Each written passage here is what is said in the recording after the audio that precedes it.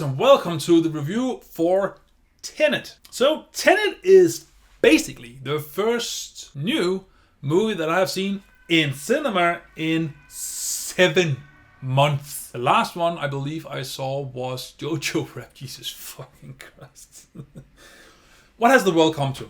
Anywho, so Tenet is the latest Christopher Nolan movie and the plot is hard to explain without spoiling things. Now, it doesn't mean that the plot is complicated, because basically it isn't, but it's just so an interesting concept that I don't really want to ruin it for you, but here goes. So what you really need to know is you have John David Washington as the protagonist, and I'm not saying because he is the protagonist, no, the name, so to speak, that he has in the movie is the protagonist. You never know what his real name is, so that is fascinating. And opposite of him, you have Robert Pattinson as Neil, which again is the only part of his name that you know through this movie. So these two are working together to make sure that something horrible doesn't happen. And the only way they can do that is to do a heist. But then discover that that heist is not enough. So then they have to do some other thing to make sure the bad thing doesn't happen. Holy shit, that is so vague. And I know, I can't really tell you about the movie without spoiling it.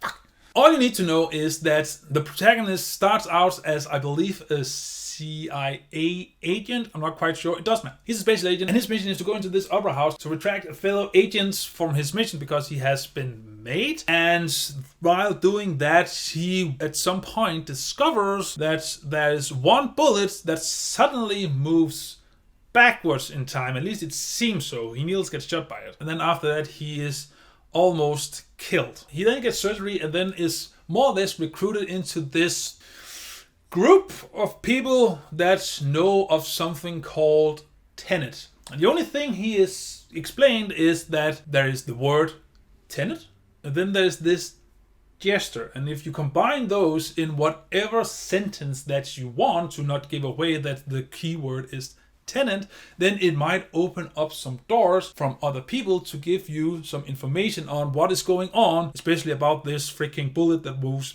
backwards in time. Now that is only the opening of this movie, but what really happens afterwards is that the protagonist and Neil then tries to figure out what is going on with this, let's call them inverted materials, the things that move backward in time, and uncover this conspiracy which try to do some bad things with this concept. Okay, that is as vaguely as I can do it. I can't really explain more of it without spoiling it. So let's just move on to what I liked about this movie. Now, first of all, the concept in and of itself is brilliant. I love the concept that this movie presents to you, and just the way it explains to you. You know, in the beginning, you're kind of like, huh? And then later on, they try to explain it to you, and you kind of get an understanding of what this thing does and works, but you're not quite sure yet of how it then is set up, because it's kind of weird. And then at the, I think it's midpoint of the movie, that's quite late, but luckily this inversion thing is not that present in the start of the movie or the first half of the movie. Then you get to a point, and then the movie does something that just make everything, at least for me, click, and I completely understood the concept this premise of the movie was going for. And after that, they just amped it up, because they know now, you understand hopefully what this concept is, what's the rules for this thing. So now we're just gonna throw everything we have at you, and hopefully you can actually keep up. And for the most part, you're actually able to. I mean, this is one of those movies that you probably need to see more than once. It was the same with Inception, and it is also in here. So once the movie is done and you have seen what this premise can do, it will be a good idea to then rewatch the movie and then see these hints, these breadcrumbs that's been put throughout the movie, because it explains something to you at the end that you then want to rewatch to actually pick up upon. However, just like Inception, this is not that complicated of a movie. It's just the setup at the end can be kind of hard to grasp, but luckily, this movie knows how to explain it to you so you don't lose track of all the things. Or maybe I'm just the most brilliant man in the world and understood it, at the first get-go. Either that, or I have completely missed what the movie tried to tell me, so I just think I understood it all, and now I'm just making an ass of myself. After that, there's also, of course, the visuals of this movie, the presentation of this movie, the music of this. The music. Let's just focus on the music a tiny bit, because the music is fucking awesome. Now, it's not memorable as in I can probably hum this theme song or maybe just a track for this movie. I can. But at one of the action sequences, I noticed something. The music was played in reverse. So it was keeping up with the theme that something moves forward in time, something moves backward in time, like the bullets that you see in the beginning of the movie. And the music followed the theme of moving forward and backwards. So some of the music is moving forward in normal time, and then some of the music is reversed. But they have made the music so it actually sounds awesome reversed. Or at least I think that's what they did. I'm not sure that they just recorded some music and then they just reversed it and then done. Or if they've just played it so it sounds like it is in reverse. Nevertheless, it sounded awesome, and once I spotted that detail, it just elevated the movie for me. And then there are the action sequences where they use these reversed thing. They are actually, they are so creative. There is a fight scene. That's all I'm gonna say. There's a fight scene at some point. The way they filmed it, I have no fucking idea how. Because, how? How can you...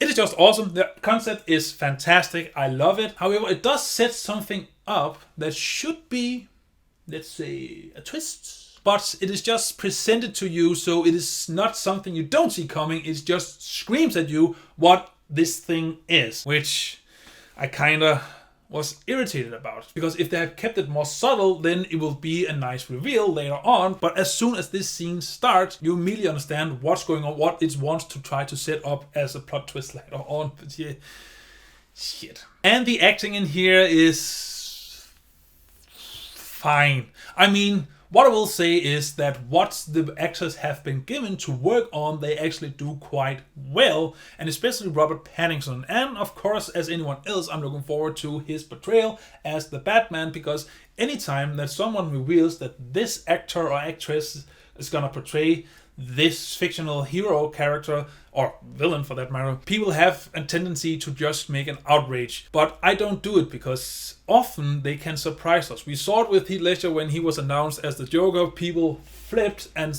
you know, was just saying that rom-com actor is gonna play the most famous comic book villain ever. Give me a break. Then we saw it and we were like, huh. The same was with Ben Affleck when he was gonna play Batman in Batman v Superman. It turns out it was one of the few good things from that movie, and people were like, huh. And can just keep going. Anytime that they announces this actor, which you haven't really seen in that kind of movie before, is going to portray this character, people are outraged before they have actually seen what they can do. But they're actors, you know, they're good at pretending. So nevertheless, he was actually doing a fine job in here. I actually liked his character more than the protagonist, but it's something I'm going to touch upon in a minute when we get to the negative part. I would also like to highlight the female, let's call her lead. I'm gonna have to look it up because I need to do her justice. Elizabeth Debicki.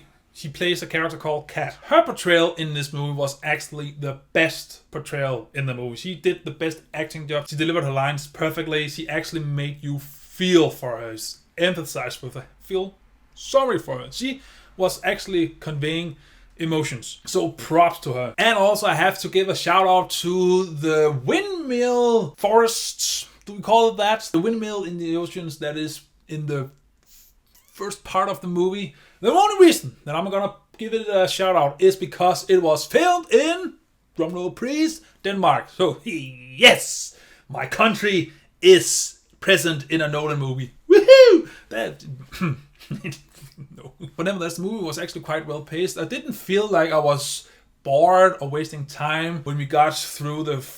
There's a section, actually, there's a section between when the movie starts explaining you this Tenet thing and then up until they're gonna make their first heist thing. In there, it is extremely slow. It doesn't really know how to put this movie in first or second gear, actually.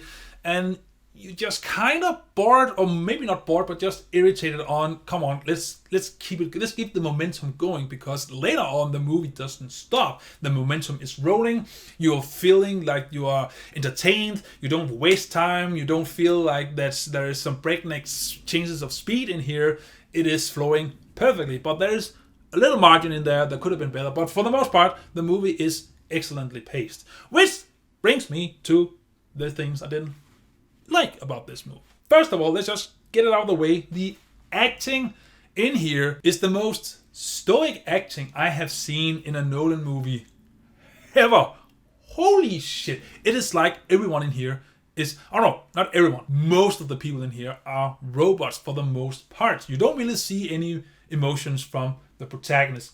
It happens maybe once or twice. Besides that, you don't really see it. You see some emotions kind of shine through the facade that Neil has, that Robert Pattinson portrays, especially at the end. He gives actually a quite emotional speech, if you could say that, and that is where he mostly shines in this movie. But besides that, they're just stoic. There's no emotion. There's no way for you to actually connect to them, or I'm not gonna say there's no way for you, but there's no way where I did it. So I feel like that the acting was downplayed for the most part in this movie, and I don't know why. I don't know if it's because this movie wanted to be or seem intelligent, but it just ruined this movie for me, because Inception and especially Interstellar has great acting, and it is still a heavy, almost dry subject that it wants to explain to you and kind of reel you into exploring. Whereas here, it was just too dry, too stoic, and it didn't really do it for me. And that is a big no-no, because I want to latch on to the protagonist, but he was just a stoic, empty face that I might be able to put myself in the shoe of, like a silent protagonist from a video game. So I was kind of imagining I'm the one who's doing these amazing things. But besides that, no. The other thing I want to touch upon is actually the concept of this, Tenet thing, moving forward and backward in time. This concept is fantastic, but the utilization of it is just almost not there, which, again, I know it's going to be expensive to, shoot those things going forward in time, but you have bullets that it's inverted into your gun and stuff like that. I understand that. That's going to be expensive. But they didn't play around with this concept enough. I mean, in Inception, that's pretty much the whole movie, is this dream thing, and they play with it. They show what change reaction it's going to have through the layers and all those kinds of stuff. Whereas in here, it is used for mainly 2 fucking scenes, and that is it. Which also brings me on to the, let's say, final action sequence. I mean, it is fine. Stuff is happening. It is looking interesting, but you don't get the same feel of dread as you did in Inception, for example. And I know I keep comparing this to Inception, but the thing is, they are very similar in this Nolan way of directing or presenting movies. They have the same kind of weird concept. They want to show you how it works and then want to present an interesting and exciting story around it. But the third act in Inception is perfectly executed, whereas here it is just fine executed, and you just wished for more at the end. They could have upped the ante a lot more, but no, again, stoic, we can't show too much emotion and all that stuff, and you don't really get the same sense as dread as you would have hoped for. Now, that doesn't mean that the final sequence is bad. No, it was fine, but that is what hurts me. With this great concept, they could only come up with a fine climatic sequence. It just feels wasted. It was interesting, but it wasn't fantastic. Which kind of brings me to the ending of this movie. Now, I'm not gonna spoil what happens, but again, as I said before, it sets up this thing, or explains this thing, that makes you want to rewatch the movie to kind of get the complete overview of what's happening. It is fine, but it just feels like that the movie just ends and then that is it. It feels like you're almost missing a lot of the movie. It just leads into ambiguity, but it's opens the door for it. Now, that doesn't mean that the movie is worse because it doesn't show that part, but just think that the ending could have been done better, so it doesn't feel like, and that is where our budget reached, so we can't film anymore, so the movie is over. It kind of annoys me, but apparently a lot of people think that the ending makes the movie more complex and makes the head explodes. But I think it just simplifies things more. It makes it easier to understand. But then again, that depends on how you look at it. And there's a high chance that I'm actually wrong about it. So yeah, that's why it sucks trying to explain and review this movie when you can't really talk about it because you don't want to ruin the experience. So I'm gonna sum it up in this way. The movie has excellent production value, has an awesome soundtrack that uses this great gimmick to its full potential. The movie has fine acting except for one, which is great acting, and then it has a fantastic concept that once it utilizes it is fucking awesome. However, the acting is too stoic. Even though it is fine, it is still too stoic. The concept isn't utilized enough. It feels like it abruptly ends, and the final action sequence, or whatever you're gonna call it, is fine. It is not great, it's not awesome, it is fine, and it just feels like this movie is just a great concept that is just presented to you in a safe way from a Nolan perspective. You know, this is the best and worst of Nolan, and that phrase has been thrown around a lot, but it really is. It is Nolan when he's best, the explaining of this concept, even though it is kind of boring in the beginning, but it gets really exciting later on, and he uses these components to make his movie that we are used to, but it is also just the worst of Nolan. I mean, there's not much new thinking in here, except for the concept that surrounds this movie. So, I will say that Tenet, it is worth watching in cinema, entertainment guaranteed. Because it really is entertaining. I didn't feel like I was wasting time, I just feel like I wanted more. Because I know what Nolan is capable of. I love all of his other movies except for his first two, and the reason I don't love those two is because I haven't watched them yet. So, that's the reason. I don't dislike Insomnia and the other one, Running or something. I just haven't watched them yet, but I'm going to rectify that at some point. So, Tenet, have you seen it? What did you think about it? And how do you think it ranks amongst the other Nolan movies? And I don't think we should count in the Dark Knight trilogy. It isn't in the same aspect. Maybe it's just The Prestige, Inception, Interstellar, and Tenet. So how would you rank those four movies? Probably Inception at the top, but that's just because it's my favorite Nolan movie. So, anywho, whatever you think, comment below me your thoughts, and so still see you next video. Remember to stay awesome. Bye. Can I do that thing with my cap again?